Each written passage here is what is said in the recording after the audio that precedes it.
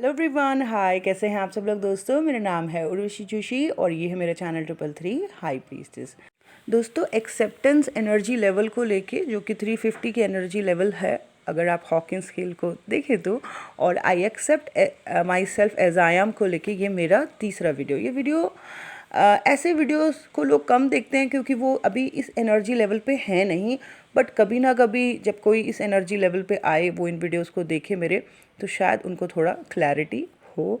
और मैंने नोटिस करा है कि जब जैसे मैं चैनल मैसेजेस पहले अपलोड करती थी या मैं ट्विन फ्लेम जर्नी के बारे में बात करती हूँ जब, तो मैं ये देखती हूँ कि काफ़ी सारे लोग निकल के आते हैं। तो इसका मतलब ये है कि ज़्यादातर लोग जो हैं वो डिज़ायर वाले लेवल पे चल रहे हैं, क्योंकि चैनलिंग मैसेजेस या बहुत ज़्यादा पार्टनर के बारे में जानने की इच्छा रखना, ये सब एक डिज़ायर के लेवल की एनर्जी है। तो मेरे को लगता है ज़्यादातर लोग जो अवेकनिंग के प्रोसेस में हैं वो 125 वाले लेवल पे अभी हैं। बट जो भी लोग जो काफ़ी हाई वाइब्रेशनल हैं, जिन्होंने काफ़ी खुद के ऊपर काम किया है, जो पहुँचने लगे हैं धीरे धीरे एक्सेप्टेंस 350 के लेवल पे, जो इस वक्त पीस और बैलेंस में है, वो लोग तो खैर ये वीडियो ज़रूर देखेंगे। और या जो पहुंचना चाह रहे हैं इस लेवल पे, वो लोग भी ज़रूर देखेंगे। तो उनके लिए मेरा ये वीडियो है। ऐसे वीडियोस को कम ही लोग देखते हैं क्योंकि इतनी हाई वाइब्रेशन में सभी लोग होते नहीं हैं, और इतनी हाई वाइब्रेशन में पहुंचना अपने आप में एक बहुत बड़ी अचीवमेंट भी है। तो जो भी लोग इस लेवल पे पहुंचने लग गए हैं, हैट्स ऑफ आप सभी को, क्योंकि सच में आप लोगों ने अपने ऊपर मेहनत करी है या फिर आप कर रहे हैं। तो बहुत ही बढ़िया, मुझे बहुत ही अच्छा लगता है कि मैं इतने पॉजिटिव लोगों के साथ जुड़ी हुई हूँ इस प्लेटफॉर्म से।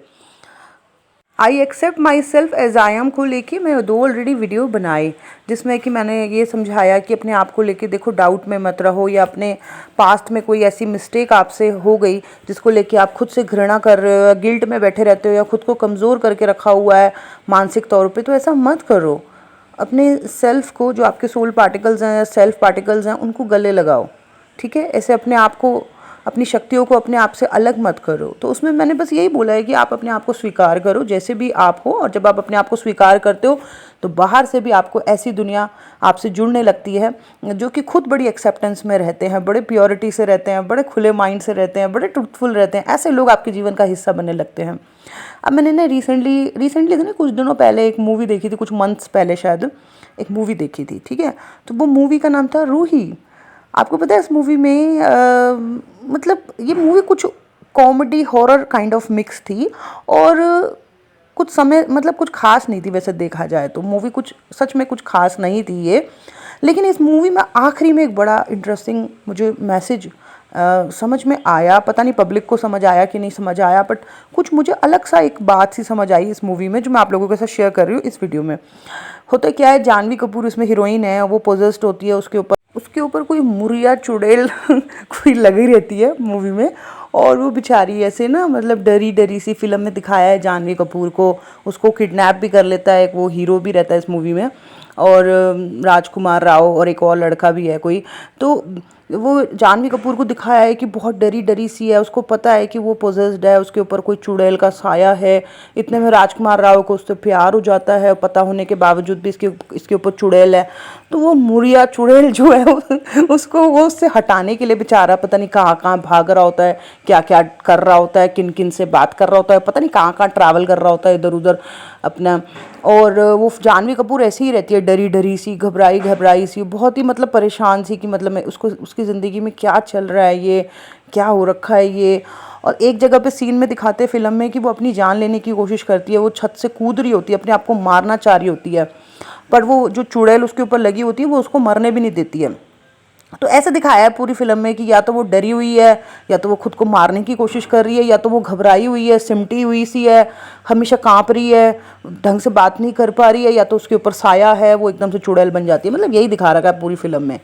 तो एंड में क्या होता है कि वो हीरो भी बेचारा बहुत एफर्ट लगा रहा है इधर उधर उसको बचाने के लिए, लेकिन एंड के सीन में बड़ी इंटरेस्टिंग चीज़ दिखाई। फिल्म पूरी की पूरी 90% मुझे ख़राब लगी, बेकार लगी, लेकिन एंड का सीन वॉज वेरी ज़बरदस्त।